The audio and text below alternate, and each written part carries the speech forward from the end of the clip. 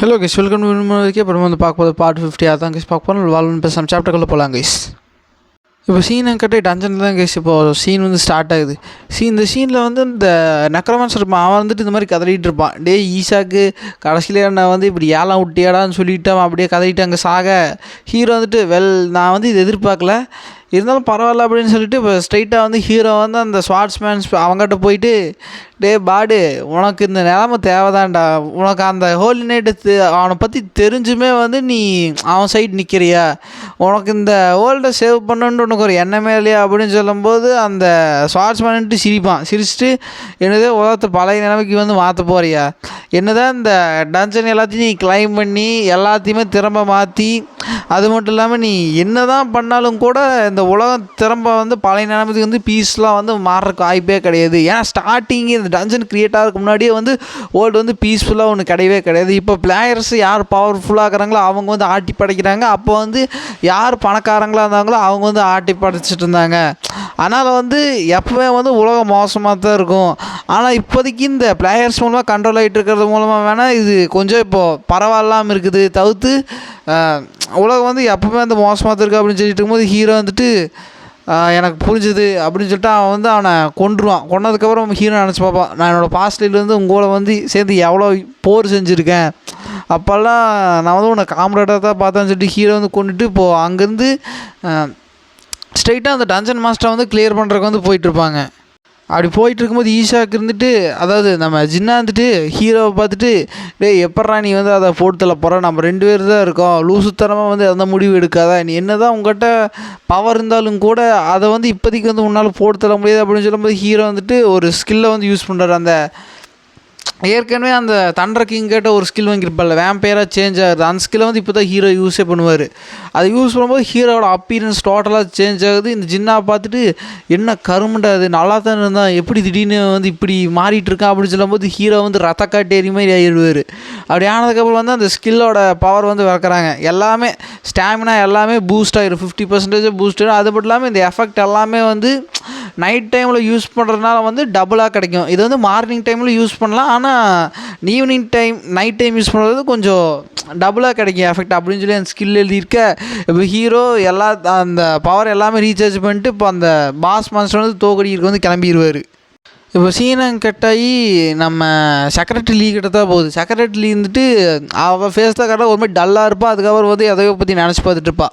அப்படி நினச்சி பார்த்துட்டு இருக்கும்போது தான் வந்து அவங்க அப்பா வந்து இப்போது ரேங்கரை, அதாவது ஒரு பிளேயராக வந்து அவேக்கனாக இருப்பார்ல, அதனால் வந்து அவங்க அப்பாவோட மெமரிஸ் எல்லாம் நினச்சி பார்த்துட்டு இருப்பாள். அப்போ வந்து சமையல் கட்டில் வந்து பாத்திரத்தை தின்னு போட்டு, அதாவது சோத்தை தின்னு போட்டு பாத்திரத்தை கழுவிட்டு இருப்பாள்.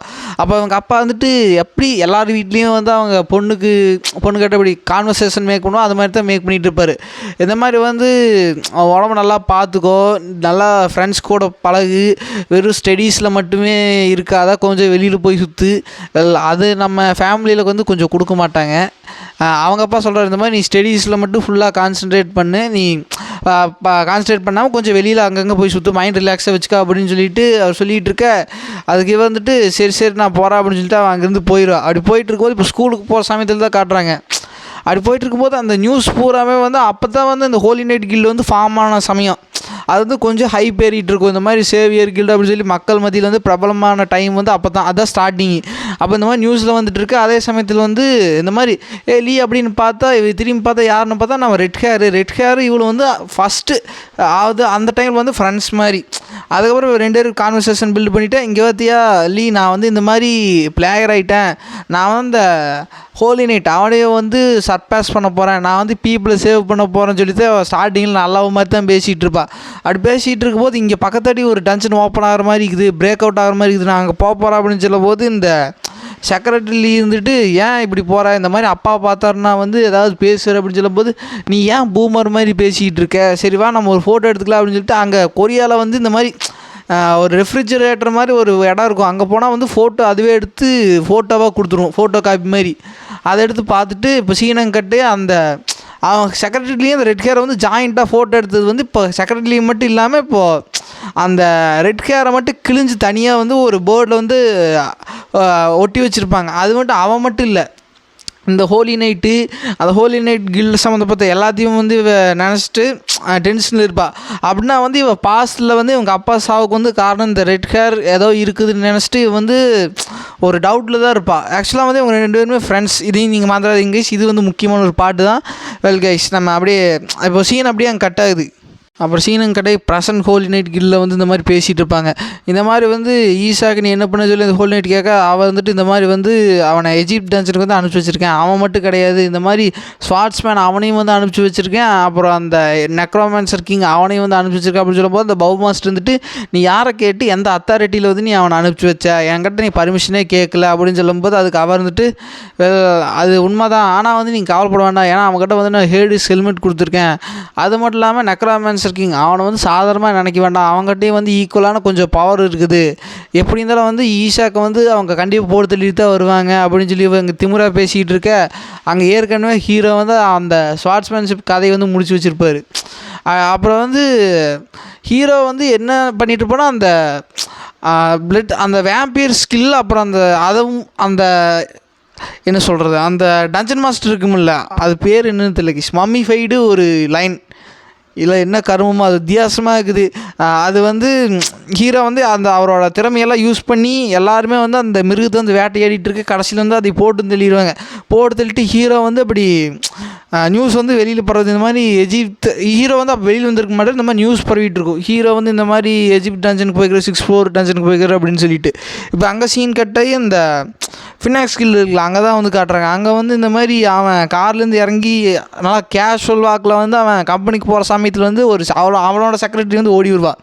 ஓடி வந்துட்டு சார் இந்த மாதிரி வந்து ஒரு பிரச்சனை அப்படின்னு சொல்லும்போது பதட்டப்படாமல் என்ன விஷயம்னு சொல்லு, என்ன பிரச்சனை அப்படின்னு சொல்லும்போது அவள் காதுக்குள்ளே வந்து சொல்ல இவன் வந்துட்டு ஷாக்காவான். அந்த பரதேசி இங்கே என்ன பண்ணிகிட்ருக்கான்னு சொல்லிட்டு வேகமாக வந்து அந்த கில்டுக்குள்ளே போக அங்கே பார்த்தா அந்த தண்டர்பேர்ட் கிங் உட்காந்துட்ருப்பான்.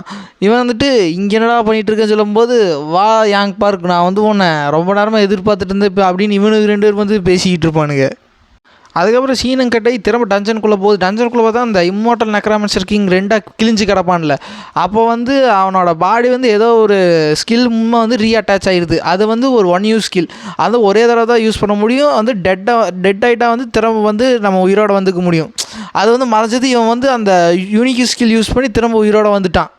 இப்போ அவன் வந்து ரிட்டர்ன் வர்றதோடய வந்து இந்த சாப்டர் முடியுது கைஸ். நம்ம நெக்ஸ்ட் பார்ட்டில் மீட் பண்ணலாம். Like and share and subscribe பண்ணுங்கள், மறக்காம கமெண்ட் பண்ணுங்க கைஸ். ஓகே கைஸ், நெக்ஸ்ட் பார்ட்டில் மீட் பண்ணிங்க, பை கைஸ். அப்புறம் கைஸ் இந்த மாதிரி நெக்ஸ்ட்டு வந்து நியூ மான்வா வந்து நான் இந்த மாதிரி